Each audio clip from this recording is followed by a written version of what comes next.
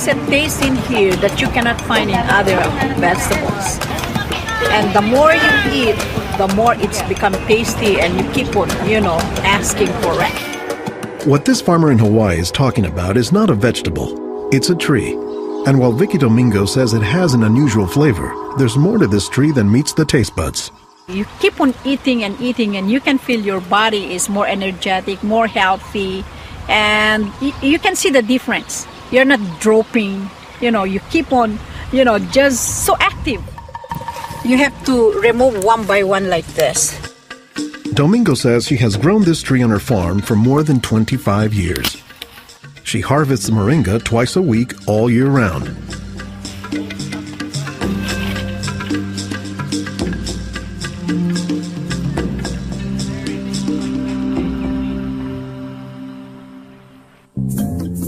Every week, Domingo sends 1,000 pounds of moringa to the mainland. The rest of it ends up here at a Honolulu farmer's market, where most of her customers have eaten it their entire lives.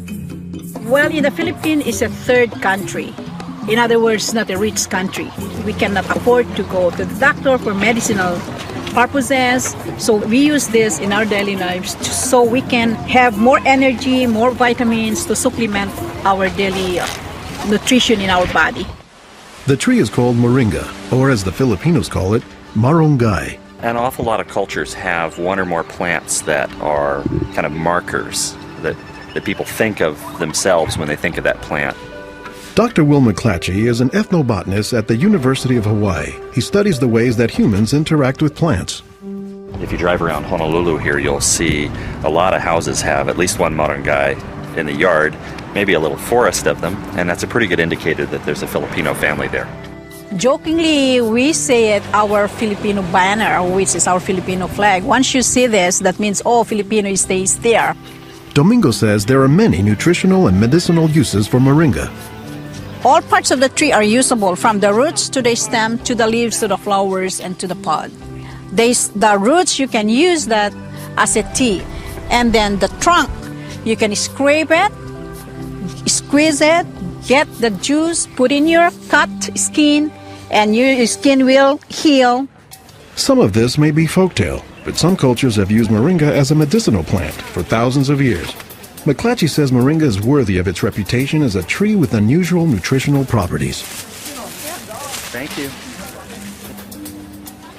Moringa is one of these trees that is a multi-purpose plant that fulfills such a high percentage of kind of basic needs that when people get used to using it, they really can't see what it's like to live without it.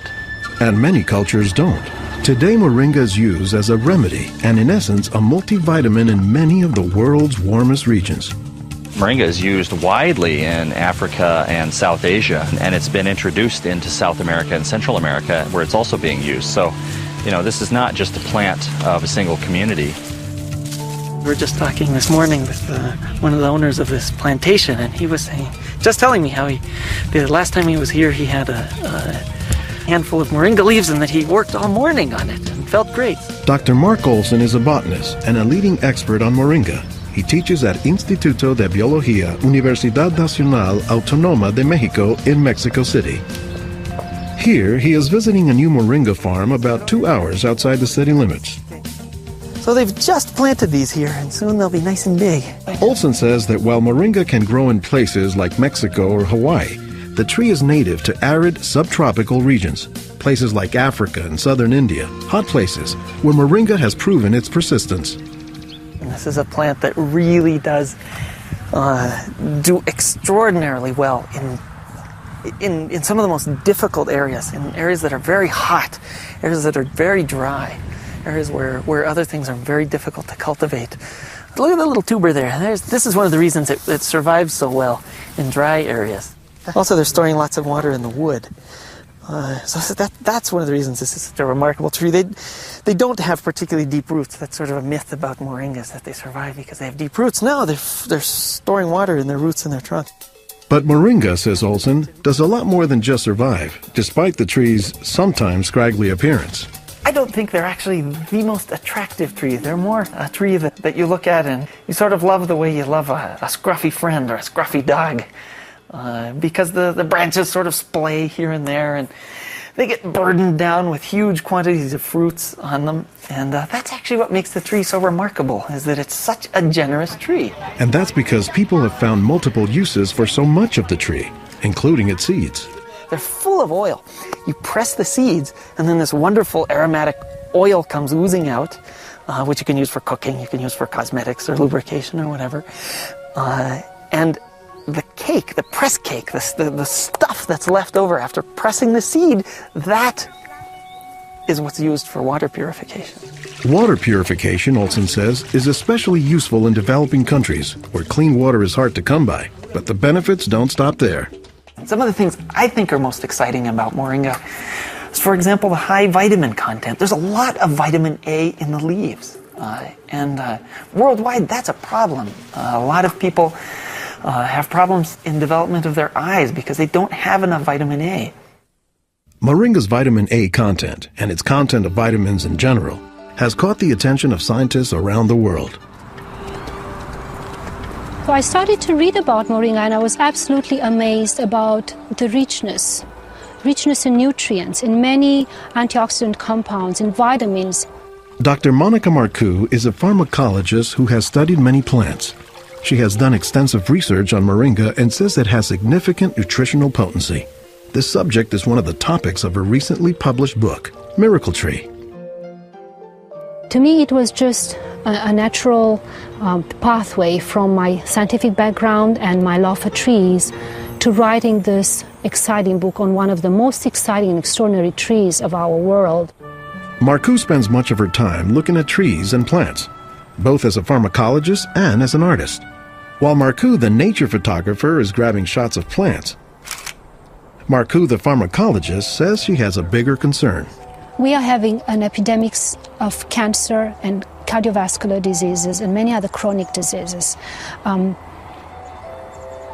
It's because we basically do not eat what we are supposed to eat. Most of the plants are famous for a particular type of nutrient, like for instance the orange or the lemon is famous for a high content of vitamin C. The spinach, for instance, on the other hand, is famous for its iron content. Moringa is very unusual because this single plant contains a wide variety of nutrients, but also in quite very high amounts. Marcoux says this concentration of nutrients combined with low calories and low sodium content makes moringa an ideal energy food or supplement that can help offset the typically unhealthy Western diet. Many of the Westerners are also deficient in antioxidant and anti-aging substances that are mostly found in plants. Antioxidants, according to the National Institutes of Health, protect the body's cells and may prevent cancer. And Marcoux says moringa is a treasure trove of antioxidants that happen to work hand in hand. Antioxidant substances and antioxidant vitamins work together in the body. For instance, it's known that selenium works better in the presence of vitamin E. Moringa has high amounts of selenium and has also vitamin E. While many plants contain antioxidants, Dr. McClatchy says that moringa is also high in the nutrients we usually associate with meat. Moringa is well known for being a good source of leafy green vegetable protein. And you don't get a lot of protein out of many vegetable foods other than like beans and things like that. So getting it out of the leaves is really a big deal. And while there are a few other plants like soy that are protein rich, Olson says moringa is special. I have a lot of food allergies. I'm allergic to wheat, I'm allergic to eggs. Soy tends to be a fairly highly allergenic food. It causes allergies easily in many people. We think that this is because of the form that some of the proteins are in soy. They're apparently in a form that's very simple and fairly easy for the body to assimilate in moringa. According to the United States Department of Agriculture, moringa contains 18 of the 20 amino acids, building blocks of proteins that are found in the human body. And, says Marcoux, moringa is one of the few plants that contains all of the essential amino acids. Moringa contains all the 9 essential amino acids that actually we cannot produce. Their presence, but also their ratio, is very beneficial, and it is estimated that this ratio is very good for absorption and for being bioavailable to our bodies. Further research is needed to establish the bioavailability of all of moringa's nutrients.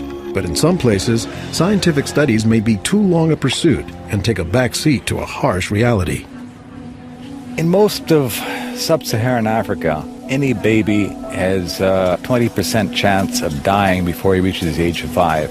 In some countries, up to 40%. And even those who survive past the age of 5, up to half or more will suffer from malnourished physical and mental development. C'est des lésions de malnutrition. These are lesions caused by malnutrition around the neck and around the waist. They are dry now, but will become permanent scars.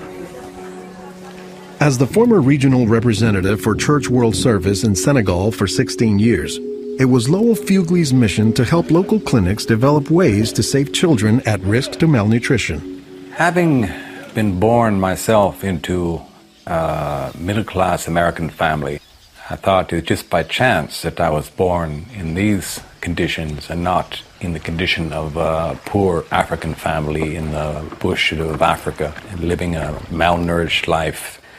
And so I have a certain obligation to share what I received.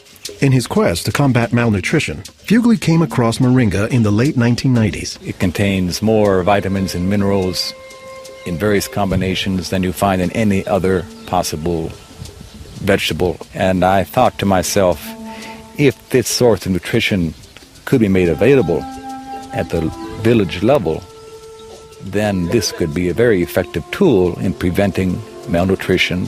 What Fugley says he didn't know at the time was that the Senegalese people were already familiar with moringa. It was only through a Peace Corps volunteer working in forestry who told me that, moringa is already growing in Senegal. Not only was it growing, the people had been using it for generations. Only they didn't refer to it as moringa. They called it nebedai, which Fugley suspects comes from the English words never die, after the tree's resilience. I ask any Senegalese, do you know the nebedai tree? Oh, yes, my mother makes a sauce from the leaves of this tree. We call it mboum. Every Senegalese knew this tree. The problem, says Fugley, was that it was prepared and used in ways that diminish moringa's nutritive contents. They boil the leaves too long, they throw out the water that is boiled in and where many of the vitamins are located, and so they lose a lot of the benefits that the leaves could provide. So Fugley went to work, both planting moringa trees and, more importantly, educating healthcare workers on how moringa can help stave off malnutrition. Regarde tonton. Regarde celui-là. Regarde tonton. Tu as vu? Non, celui-là même. Pour le moringa. I was trained in 1998, and right away we saw the virtues of using moringa because of its very high nutritional value. So we began using it right away on an experimental basis. Après la formation, con le moringa. Healthcare workers learned to grow their own moringa trees, dry the leaves, and pound them into powder, maintaining all the nutrients. Nursing mothers were taught to add a spoonful of moringa to their food morning, day, and night to increase their milk production. They were also told to add moringa to all of their family's meals. When we introduced this tree in Senegal, or uses of the tree and different ways of using it, the reactions of the people there was that, well, this is our tree. You know, you're just adding on what we know already. As people changed their habits, Fugley says the results were clear, especially among children. They'll look happier, they'll have more energy, they'll smile. When they came to the clinic, limp, eyes drooping, no energy, and within 3 weeks, you see them bigger, healthier, and smiling. La récupération avec le moringa a été beaucoup plus rapide. We observed that it was much, much more effective than the classic system we had been using, which was based on imported and costly products, such as milk powder, sugar, and vegetable oil. With moringa, people can go into town and find it themselves. Et on l'a, même des fois sans un sou. Moringa is still being used, it's still being promoted, it's still being very valued, even without our input from the outside. Moringa, it doesn't die, it can continue on its own. So you have to eat the moringa on a daily basis. and all their grandkids are eating it every now and then, even my own children, and they are already professionals, and yet they come home and eat it. And while moringa is mostly considered an ethnic food, the trend, says McClatchy, is that more nutritious plants, like moringa, are finding their way into the mainstream. Our diets are pretty bad, although they are improving. But one of the reasons they're improving is because we're starting to adopt more and more of these kinds of plants.